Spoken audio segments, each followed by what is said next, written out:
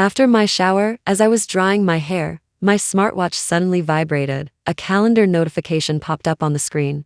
Hello, you have a prenatal checkup today. Please arrive at the hospital half an hour early with your appointment confirmation text message to check in for the appointment. I was stunned. Pregnant? How could I not know? I remembered Marcus and I shared a family cloud account. So I immediately called him.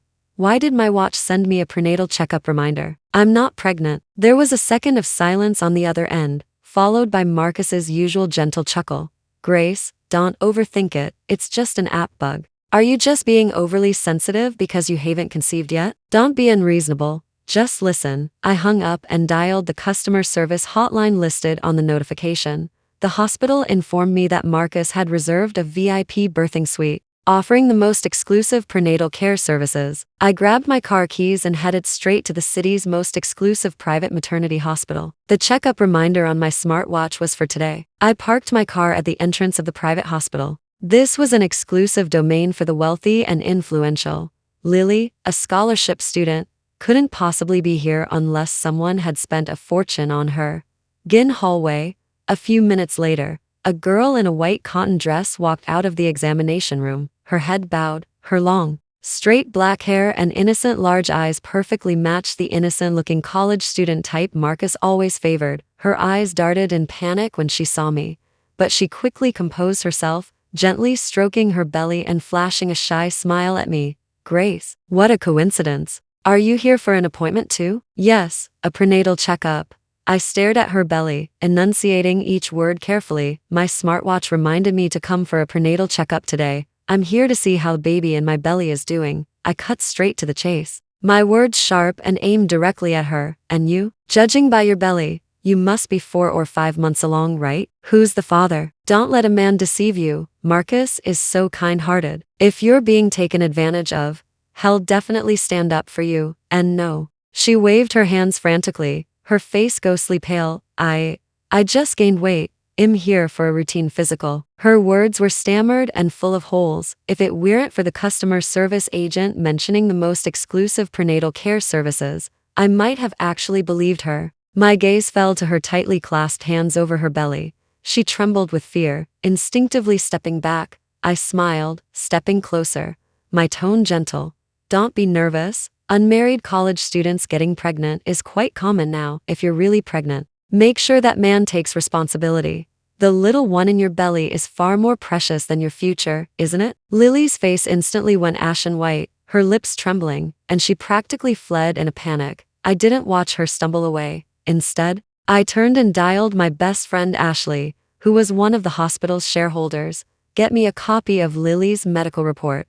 Less than 10 minutes later, a picture arrived, a prenatal checkup report, 14 weeks pregnant, everything normal. In the emergency contact section, 2 words were starkly visible: Marcus. My phone screen lit up with a new social media post from Lily, a pregnant belly photo, with the sofa I personally chose for our new home in the background. She was wearing my silk loungewear, intimately leaning against the throw pillow I bought, with the caption, "Baby, this is the new home Daddy prepared for you. Do you like it?" The location, the villa I had just finished renovating but hadn't yet moved into. I forced myself to calm down and stormed into Marcus's home office, guided by intuition. I found his old phone hidden in a secret compartment on the top shelf of the bookcase. The lock screen was a photo of me, and the password was still my birthday. The screen lit up. I opened the only chat app, and there was just one new contact. The profile picture showed a hand with defined knuckles, tenderly caressing a woman's pregnant belly. The plain silver ring on that hand's ring finger was one I had designed for him myself 10 years ago. In the contact list, there was only Lily. I opened the chat, and their sordid love story unfolded before my eyes. The timeline stretched back 6 months, to my birthday. Marcus had claimed he was going on a business trip to a neighboring city, even feigning regret as he sang me happy on a video call. Yet, the first record on his phone was a selfie of Lily, with the bedside lamp from our bedroom in the background. Marcus's special birthday meal he made for me is the best. The accompanying picture showed Marcus, wearing the apron I bought him, busy in the kitchen. Marcus, with Grace not here. I'm wearing her favorite silk nightgown, here with you to light your birthday candle. This was followed by records of their love in various corners of my home. You were so passionate on the home office sofa last night. My legs are still weak, Those vulgar words and familiar scenes made my stomach churn. He had clipped the tie clip I personally made for him onto Lily's collar, with the caption, "Only my darling deserves the best." Lily replied with feigned concern, "Isn't this wrong? Grace will be angry." Marcus's reply was chilling. "Don't even mention that barren woman who's just taking up space. She's a buzzkill." Trembling, I clicked on the album of that secondary account, filled with Lily's videos. They were kissing at sunset, their maternity photos, their fantasies of a wonderful future as a family of 3. I was shaking with rage, almost crushing the phone in my hand. Just then, my own phone received a picture of Kingchuan from Marcus, and immediately after, it rang. "Grace, are you home yet? I flew all the way to Seaside just to get your favorite red bean paste Kingchuan.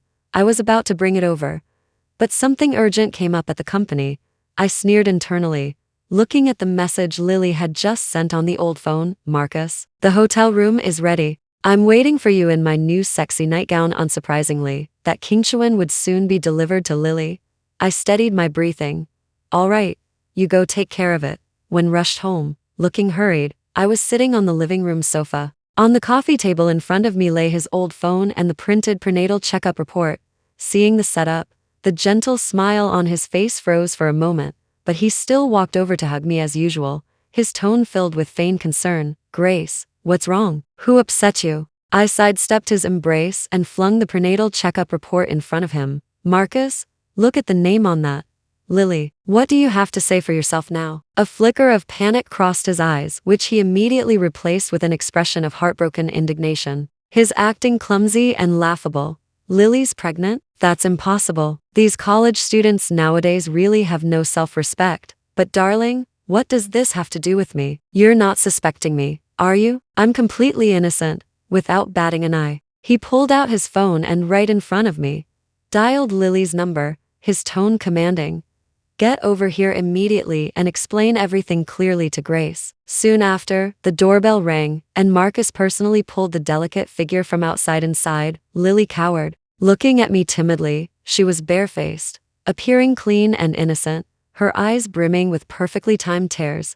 "Marcus, did I come at a bad time?" "Grace, please don't misunderstand Marcus. The baby isn't his. It's all my fault. Do you have any right to speak here?" I snapped. Lily flinched in terror, swayed, and then collapsed straight to the floor.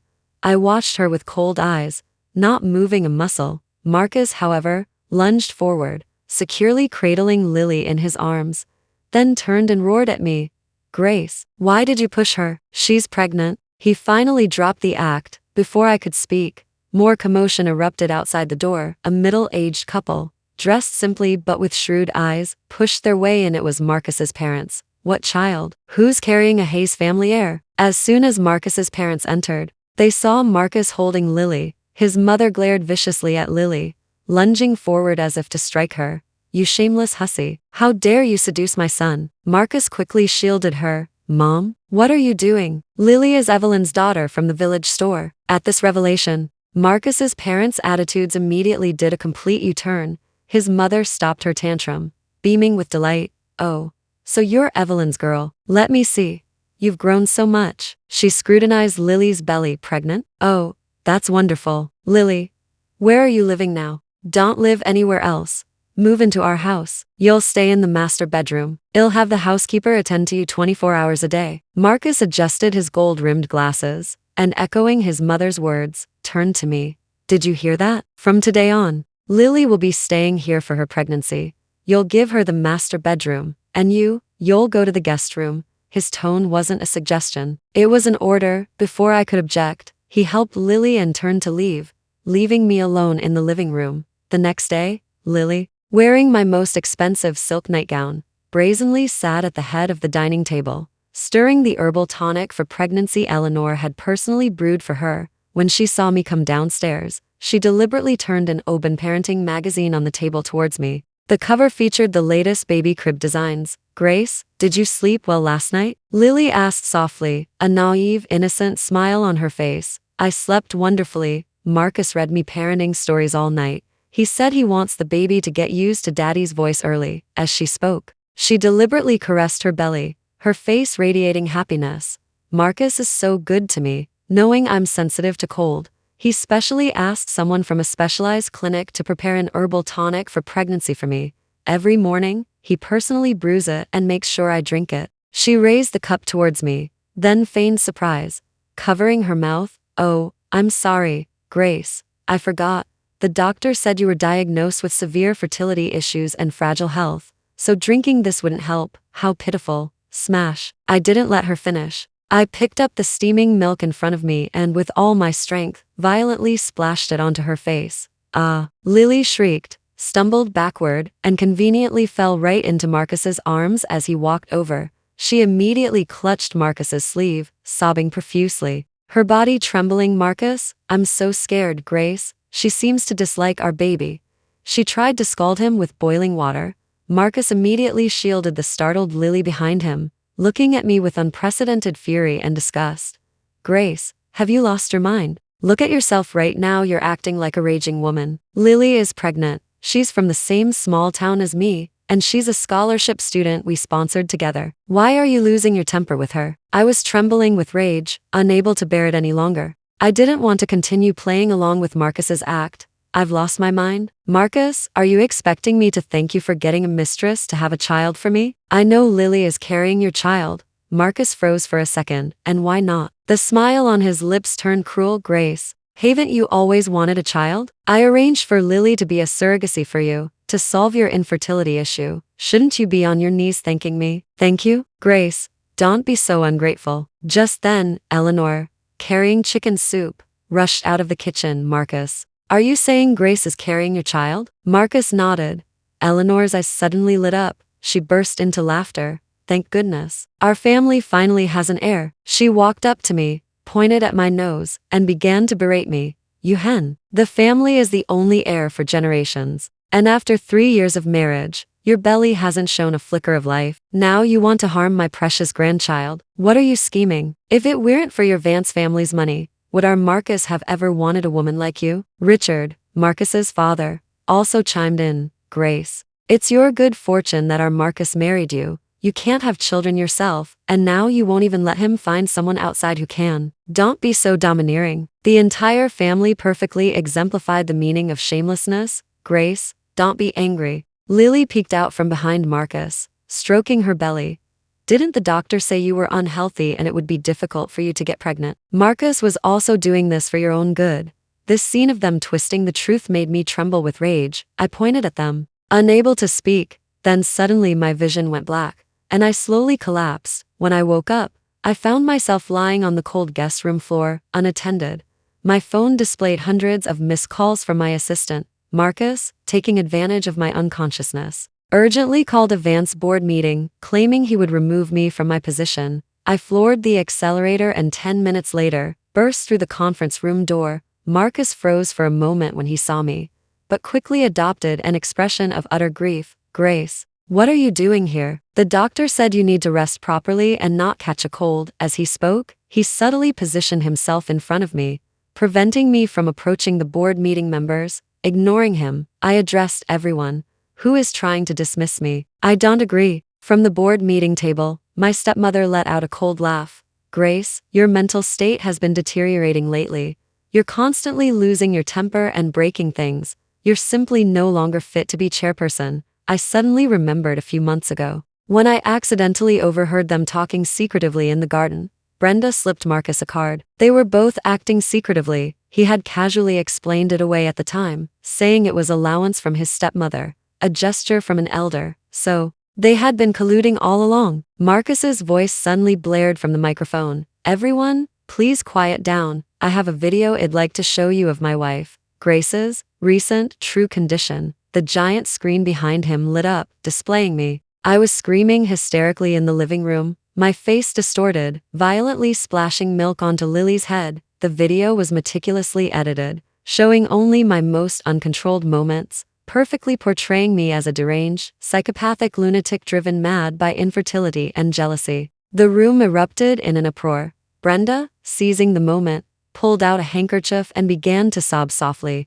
I stared coldly at Marcus on the stage. He looked back at me, his eyes filled with feigned sorrow. He truly was a good actor. As soon as the video finished, a man in a white lab coat appeared in the conference room. I am director from the provincial hospital. Based on my professional diagnosis, Ms. Grace is experiencing an acute bipolar episode, accompanied by severe violent tendencies and paranoid delusions. She must be immediately placed in compulsory isolation for treatment, otherwise, the consequences would be unimaginable. Marcus's tears immediately welled up, and he bowed to all the directors. Esteemed colleagues, for Grace's well-being, and for the safety of the company and everyone present, I propose that Grace's chairperson duties be temporarily suspended, and that I be granted full authority to act on her behalf. No sooner had he finished speaking than several of his cronies on the board meeting immediately voiced their agreement. Mr. Marcus is right, stabilizing the situation is the top priority. Ms. Grace should prioritize her personal affairs. Her health is paramount. The conference room door was once again flung open, and blinding camera flashes instantly enveloped me. A swarm of reporters poured in from somewhere, thrusting microphones and audio recorder sticks directly at my face. Marcus's face displayed a look of utter despair I had never seen before. To all my media friends, I am deeply saddened. He pushed me aside and led the reporters into the room with an air of authority. My wife. She's been having some mental health issues because she hasn't been able to have children. Several reporters' audio recorder pens appeared before my eyes.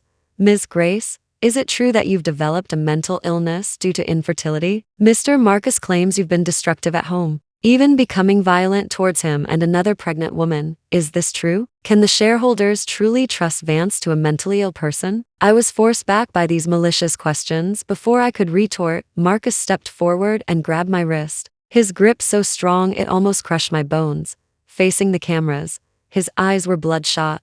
Grace, don't be afraid. I'm taking you to the best hospital for treatment. I'll be with you every step of the way. His performance was flawless. Like a perfect husband utterly devoted to his troubled wife. As for me, I was in a thin nightgown, my hair disheveled, my face ashen. Under everyone's gaze, I was roughly dragged and shoved into a car from the psychiatric hospital. I was pinned down by two burly men in the back seat, watching as the two men in white lab coats got into the driver's seats. Their eyes were cold, their movements rough. They weren't doctors at all, but more like professional thugs. One of them glanced at me in the rearview mirror and spoke coldly. Ms. Grace, don't waste your energy. We're just following orders, taking you somewhere to calm down. Outside the car window, Marcus stood on the steps, putting on a show of heartbroken remorse for the relatives. Dressed in a suit and tie, his face full of sorrow, he displayed the affectionate facade I knew so well. He acted with extreme dedication, occasionally raising a hand to wipe away non-existent tears from his eyes. I struggled wildly, but it only led to rougher restraint. Marcus completely ignored me, shoved into the car. Take her away, quickly, don't let her lose control. That face I once loved so deeply had become repulsive. I closed my eyes. By the time I regained my senses, the car was almost at the hospital entrance. I would not give up without a fight. As the car stopped at a red light, I used all my strength to kick open the door and tumbled out. Ignoring the searing pain in my knees and palms, I ran barefoot on the cold asphalt road in the dead of night. I had to find help. The only name that flashed through my mind was my best friend, Ashley. Now, she was the only one I could trust. She had watched me from dating to marriage and was the only one who had ever warned me. Marcus is too cunning. You need to be careful. When I, covered in injuries, knocked on her door, Ashley gasped, covering her mouth. Grace, what happened to you? She immediately pulled me inside. Her eyes instantly red-rimmed, her voice choked with tears and anger. Marcus, that bastard, did this to you, didn't he? I knew he was no good. Look at your feet, they're all scraped up. She carefully cleaned my wounds, gave me her silk nightgown to change into, and brought me a cup of hot milk. Clasping the warm cup, my tears finally broke free. Ashley, thank you. I only have you. She hugged me, gently patting my back. Silly girl, we're best friends, aren't we? You've always had smooth sailing since childhood. You were too well protected, which is why you trusted men so easily. Go take a hot shower and get some good sleep, whatever the biggest problems are. I've got your back. She ushered me into the bathroom. In the misty steam, my taut nerves finally relaxed. But just as I was about to open the bathroom door, I heard Ashley talking in hushed tones on the phone in the living room. Marcus, Grace is with me, don't worry. She won't get away. My heart suddenly stopped, and all the blood in my veins instantly froze. Send someone over quickly. She looks absolutely terrible. And the blood from her feet has stained my carpet.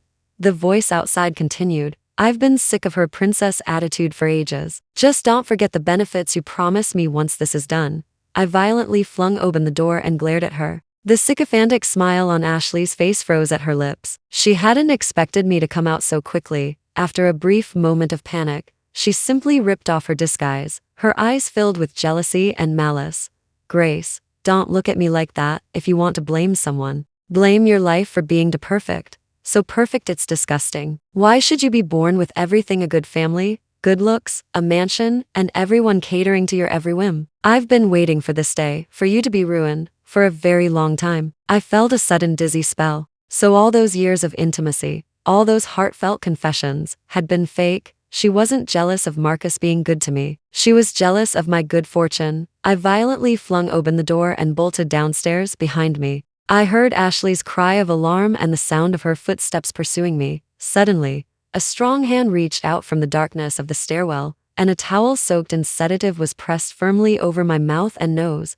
In the last second before I lost consciousness, I saw Ashley's face, contorted with jealousy. I was confined to a stark white hospital room, with blinding white walls and bedsheets. Every day, nurses would come in, their faces expressionless, and command, Bed 307. Time for your medicine. They never called me by my name if I resisted even slightly. 2 strong orderlies would pin me down, pry open my mouth with metal instruments, and force those sedatives down my throat. The entire world became a blur, and even my hatred felt muted, as if seen through frosted glass. My world was so quiet, only the beating of my heart echoed in my chest. I thought I would rot away in that place, until one day, I desperately struggled against the bed restraints. 2 frantically pinned me tightly against the hallway wall. Under their rough restraint, I twisted my body with all my might. Screaming, kicking, and biting, Marcus arrived quickly, a smug smile on his face. Had enough. He pulled over a chair and sat down leisurely. He took an asset transfer agreement from his briefcase and tossed it in front of me. Sign it. His voice held a condescending air of charity. Sign it, and you'll still be the wealthy Mrs. Grace. Refuse? And well, try electroshock therapy. I hear that makes people very obedient. Looking at his smug expression, a chill ran down my spine. I turned my head away, refusing to look at him. I was ready to fight to the death. Grace, don't force me to get rough. Marcus's patience ran out, and his gentle facade completely shattered. He grabbed a handful of my hair and violently slammed my head against the iron bedpost. Then, gripping my powerless wrist, he forcefully pressed it into the pool of red ink pad. The intense pain and humiliation drove me mad. I opened my mouth and bit his hand. Bitch. He retaliated with a hard slap across my face. My lip instantly split, and my mouth filled with the taste of blood. I'm sick of you. His face was contorted, his eyes bloodshot. He grabbed my wrist, about to press my fingerprint onto the agreement. Just as my fingerprint was about to land, bang. With a loud crash, the heavy door of the ward was kicked open from the outside. Marcus's movements froze. I slowly raised my head and looked towards the doorway. Leading the group was my grandfather, over 70 yet still vigorous. He was dressed in a dark, finely tailored jacket, and the ornate walking stick in his hand, a symbol of power, thumped heavily on the floor. Behind him stood Vance's top legal team, and a line of stern-faced bodyguards in black suits. My gaze swept across the disheveled ward, finally settling on my hand, which Marcus still gripped. His voice was laced with ice.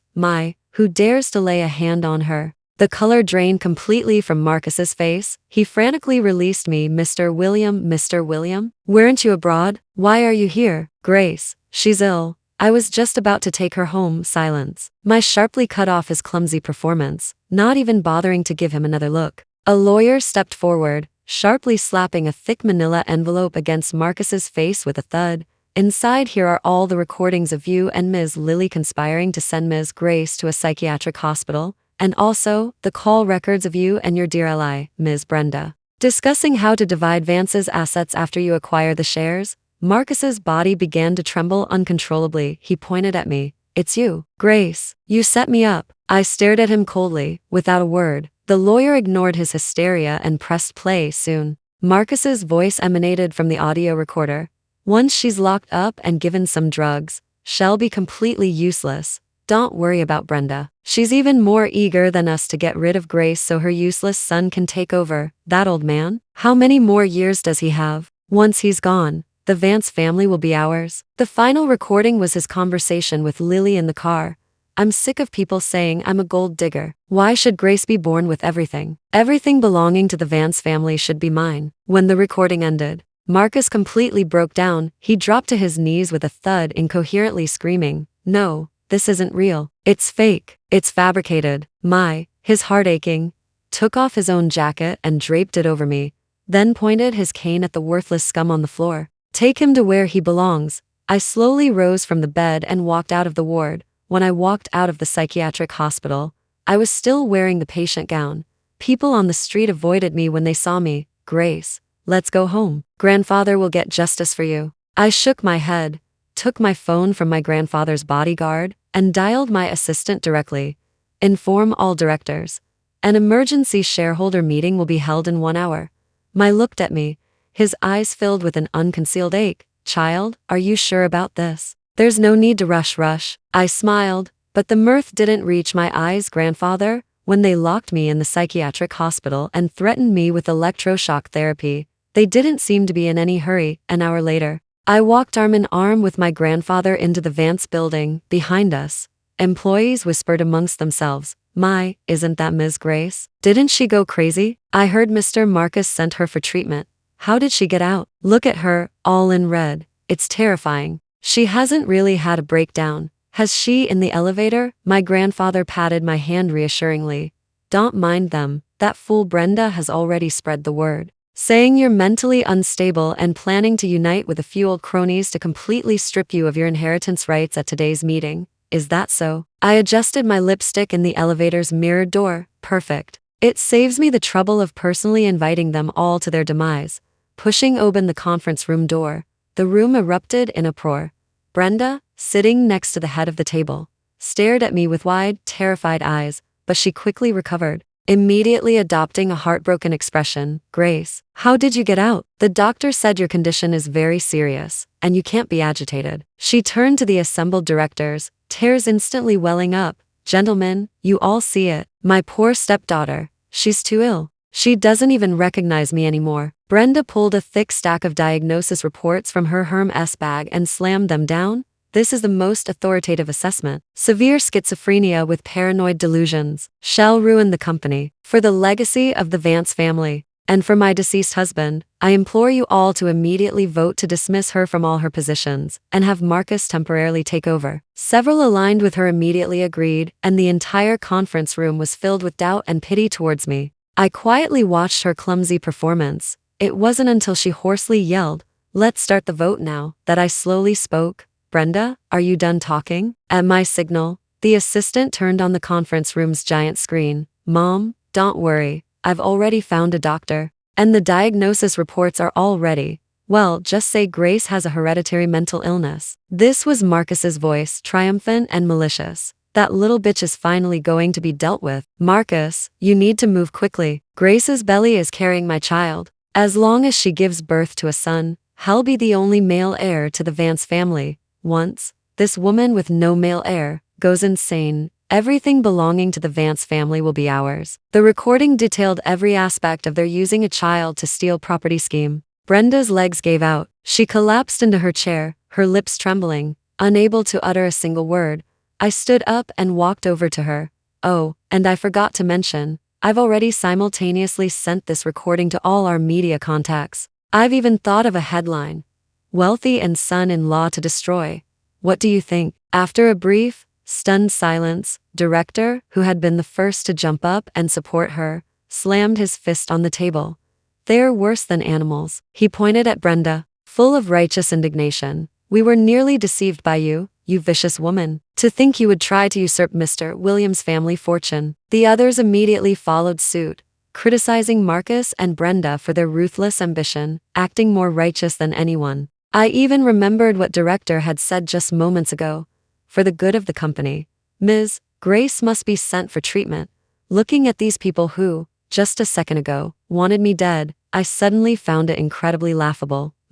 Who had been silent all this time, heavily rapped his ornate walking stick on the floor, and the entire room immediately fell silent. I proposed that Marcus's general and Brenda's director positions be terminated. Immediate proceedings shall commence to pursue criminal liability. The conference room door was flung open, and bodyguards walked in, Marcus's cultured facade completely shattered, revealing his true nature of impotent rage. He froze for a moment, then lunged at me, roaring, "Grace, I'll kill you." My bodyguards were faster, kicking him to the ground in the conference room. The directors were struck dumb with fear, awkwardly watching the family drama unfold. I coldly instructed my assistant, "Drag him out, then photograph his current pathetic face and send it to all media outlets. Let everyone see what kind of man my so-called husband truly is." The bodyguards immediately hoisted Marcus and dragged him out. His feet scrambled wildly on the polished floor, his mouth still spewing obscenities.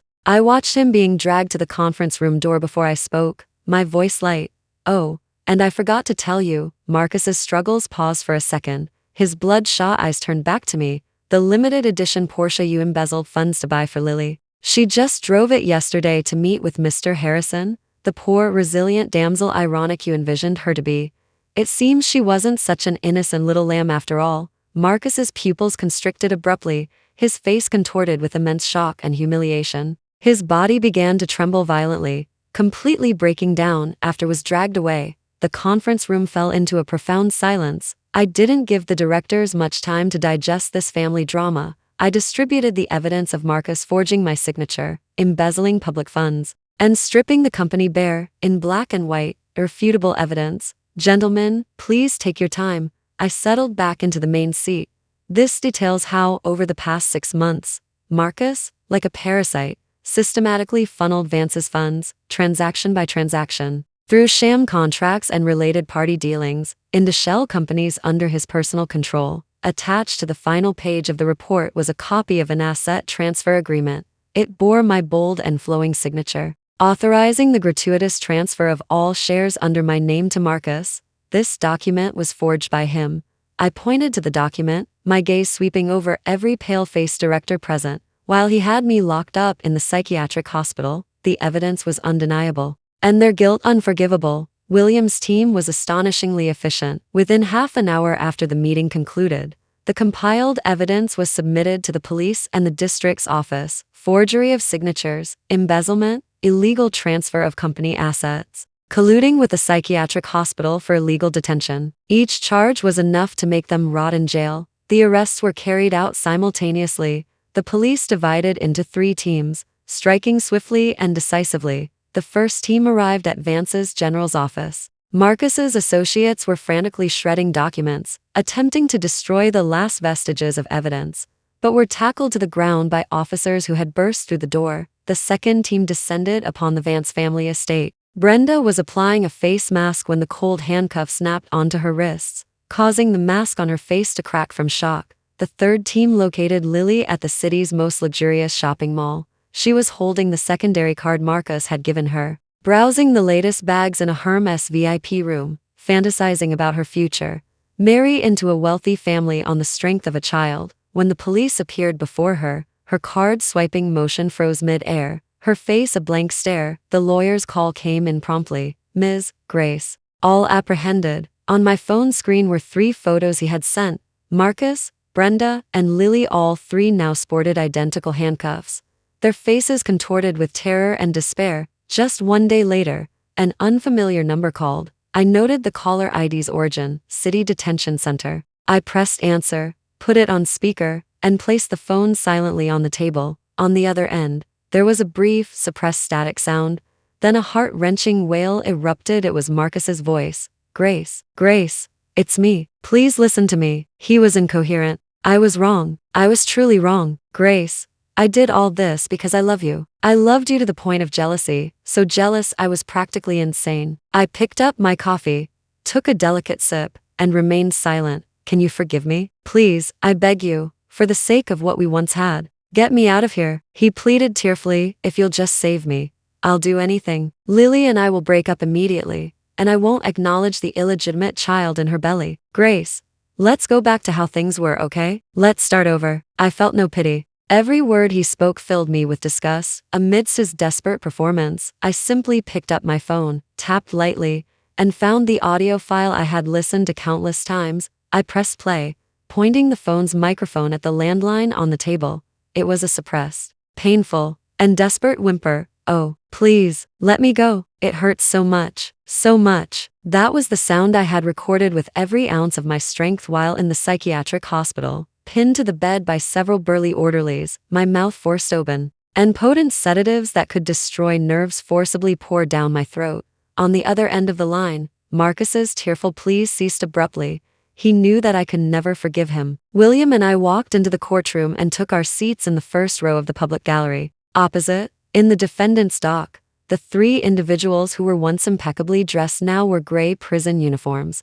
Their faces gaunt, Marcus stared intently at me, his eyes bloodshot, his face etched with remorse. His stepmother Brenda cowered, not daring to look up, and she instinctively shielded her lower abdomen, her gaze darting nervously. Marcus's lawyer was still presenting a weak defense, until the prosecutor submitted the first piece of evidence. It was a recording of Marcus's call with the director of the suburban hospital. From the speaker, Marcus's voice carried an impatient viciousness. "Money is no object, as long as you can keep her locked up until she dies, so she can never get out." The prosecutor gave them no chance to breathe, presenting one piece of evidence after another. Marcus's forged psychiatric evaluation report, bank statements detailing his embezzlement of public funds to buy cars and houses for Lily, surveillance footage of him conspiring with Brenda to transfer assets under my name. The evidence was irrefutable. Lily's psychological defenses were the first to collapse. She suddenly shrieked from the defendant's dock. "It wasn't me. He forced me. I didn't know anything." She abruptly stood up, pointing at Marcus beside her, sobbing hysterically. "It was him. He lied to me, saying Grace had mental problems, making me cooperate with his scheme. He also planned to transfer all the company's money abroad. He has several secret accounts." In exchange for leniency for cooperation, she spilled everything, revealing all of Marcus's deeper, darker secrets. "You bitch. You dare to betray me." Marcus's eyes widened in fury. He lunged at Lily, only to be held firmly in place by two bailiffs. He struggled, spewing the foolish curses, causing an uproar in the courtroom. I coldly watched this dog-eat-dog scenario, a sneer playing on my lips, pressed back into his seat by the bailiffs. Marcus suddenly calmed down. He turned to me, a few tears even squeezing out of his bloodshot eyes. His voice choked. "Grace, please look at me again. I did all this because I loved you too much. I was so jealous I was going crazy. I truly know I was wrong." He was still acting, performing that dramatic pretense of deep affection I had once so deeply believed. Unfortunately, my eyes showed not a ripple of emotion. My indifference became the final straw that broke him. The affection on his face was instantly replaced by a grotesque snarl. He slammed the table, unleashing a hysterical roar at me. "Grace, you barren hen, do you think I ever really loved you? I found touching you disgusting. You'll never have children. Your life is over." He laughed maniacally, pointing at Lily's belly, shouting with all his might, wanting everyone to hear. "Luckily is pregnant with my son. The Hayes family will finally have an heir to carry on the family name." Ha ha ha ha. The entire courtroom fell silent, leaving only his piercing, wild laughter. William tightly gripped my hand, veins bulging on his hand. But I in turn gently patted his hand, assuring him I was fine. "By the way, there's something I forgot to tell you." I waited for his voice to be interrupted by the bailiff's reprimand before slowly speaking. I took out a thin piece of paper, pointed the bold, capitalized title at him, then softly asked, "Take a look. Is the child in Lily's belly truly a Hayes?" Marcus's roar stopped abruptly. He froze in place. "No, impossible. You're lying to me. This can't be." He roared at me. I couldn't be bothered to waste more words with him, so I turned the computer screen towards the dumbfounded Lily and the frantic Marcus. A high-definition video began to play in a luxurious hotel suite. Lily was intimately lying in the arms of another older, richer Mr. Harrison, giggling and saying, "Marcus, that fool, still thinks the child is his. Once he deals with Grace, that lunatic, will kick him to the curb." In the video, Mr. Harrison patted her prominently bulging belly with satisfaction. Still, my clever Grace knows best. This double blow completely drove Marcus insane. He struggled, trying to lunge at Lily nearby. "Bitch, you dare to trick me. I'll kill you. I'll kill you." Lily was scared out of her wits, No, it's not true. Grace, you framed me. It was you. It was a dog-eat-dog scenario. I coldly watched this major spectacle, watching them forcibly dragged away by the bailiffs, staging their final ugly farce in the long corridor, until their curses and wails completely disappeared around the corner. Thank you for watching this video. If you have any thoughts about this story, feel free to share them in the comment section.